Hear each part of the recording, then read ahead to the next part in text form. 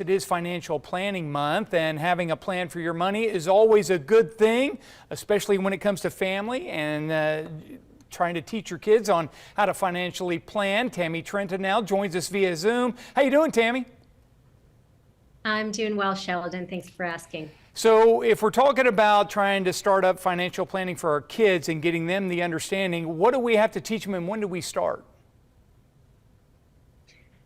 Well, I don't know if I guess once they get to an age where they can talk, I think that there are certain fundamental concepts that they can understand, like delayed gratification, for example.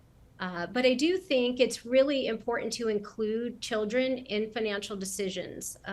So if you're managing your money a certain way and you feel like you can be an example for your children, I think that the most powerful influences is when they look at your behavior. So if you can be a good role model for them with money, they will mimic those habits.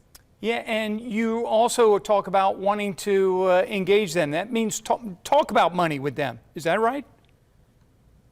Yes, that's true. So discussing finances openly, I think at a level that makes sense for them is really important. It gives them an opportunity to understand needs versus wants, understand budgeting, things like that, where you can really do it at a basic level for them when it comes to something that maybe they want or something they need. And something fun that you talk about is also maybe starting a savings jar. Explain that. It kind of sounds like a piggy bank. Yep, it's a piggy bank, but you can see the money in it and you can see the jar fill. So that's the advantage of doing that. So we do that with our son. We've got a jar, and he gets money for doing certain things, helping around the house, and he's saving for Disney right now. But with Halloween coming, he wants to buy candy, and so he's having to take money out to do those things, which might delay that goal of getting to Disney. So again, it's prioritizing those things and really giving them something visual to look at. Yeah, allowances are nice. Now, real quickly, as I use my own things that I talk about with my kids, I talk to them sometimes about my bad habits of this and trying to teach them what not to do. Is that smart? Have I been smart in that, or is that not the right way to do it, really?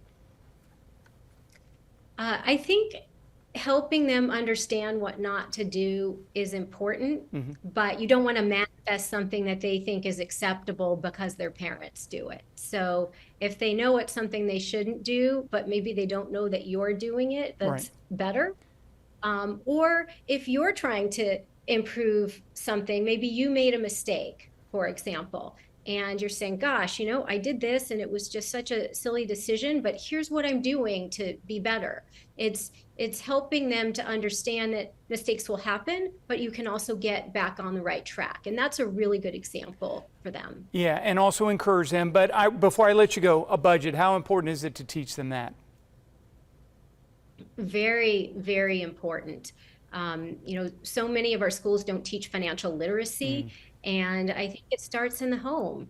And so, if you can have children do things that are allowances, like my son helps unload the dishwasher, and he gets, some money for that, and he loves it. He's very motivated by it, and it teaches them work ethic, and then being able to look at what they can do with their money and setting goals. I think that's really a great way to get them started. Tammy Trenton, thank you so much for bringing this to our viewers and stuff like that. Always encouraging our young people who watch us also to learn from their parents. Really nice job there in financial planning. We appreciate your time. Thank you so much.